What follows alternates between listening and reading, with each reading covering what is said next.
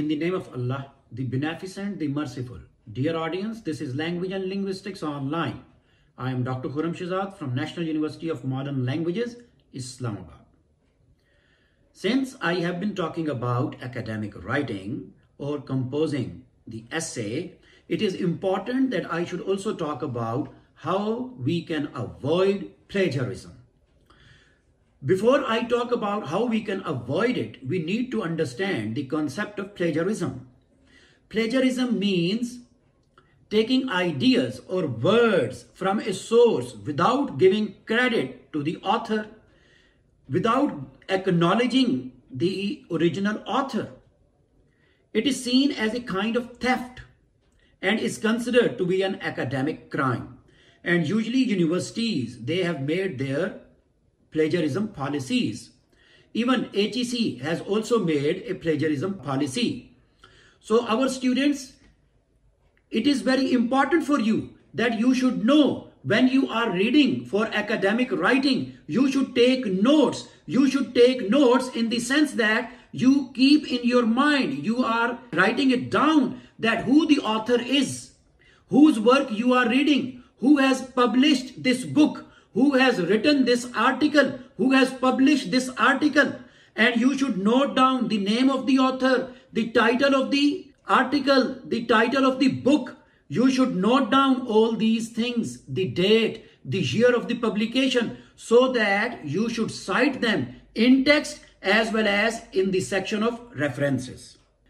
We should remember that there are two types of plagiarism. One is called intentional or deliberate plagiarism, and the other is called unintentional plagiarism. Copying or buying a paper is plagiarism. Recycling one of your papers from another class is a plagiarism. Using information, ideas, words, or passages from another source without acknowledging that source is plagiarism, and it is deliberate plagiarism. Unintentional plagiarism is when you paraphrase something and it is very close to the original document. Copying and pasting online sources into your paper and you do not acknowledge it. Forgetting to name the source.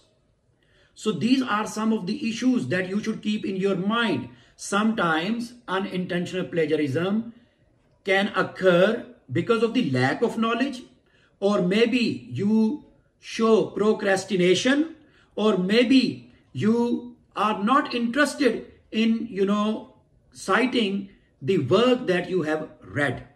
Now we should remember what is meant by a source.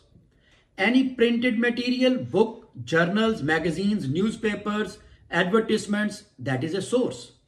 Any electronic or non-electronic material, online journals, websites, emails, films, TV, plays, song, speech, lecture, it is a source.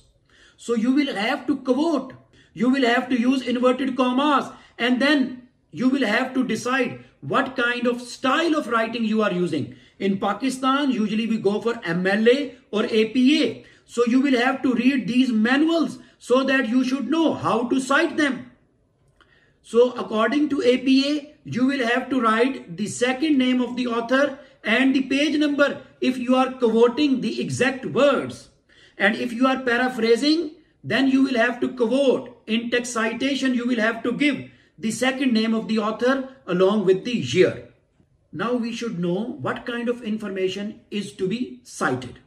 Remember, common knowledge you are not supposed to cite.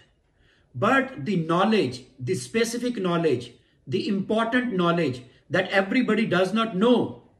And of course, it is the idea of someone. Even if you are paraphrasing, you will have to cite that person in text as well as in the bibliographic section. And if you are quoting that person, so then you will have to add the page number as well. Now, what is common knowledge? George W. Bush was governor of Texas before becoming president of the United States. So this is common knowledge. Pervez Musharraf was one of the dictators in Pakistan.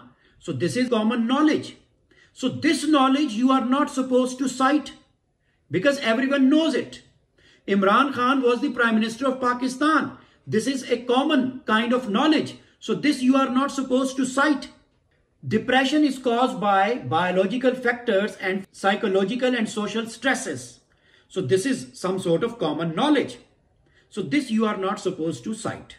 Remember, sometimes when you are writing, because it is the demand of the academic writing, that you will have to read a lot, you will have to cite a lot, you will have to read a number of books, a number of research articles from primary sources, from secondary sources, and you will have to take notes so that you should remember later on that whose work you have read, and date, name, year, title, each and everything you should take note of. And in the references section or bibliographic section, you will have to write down all these things. So even if you are writing the ideas that you have already discussed in the previous research paper, so you will have to quote yourself. So you will have to give reference to yourself.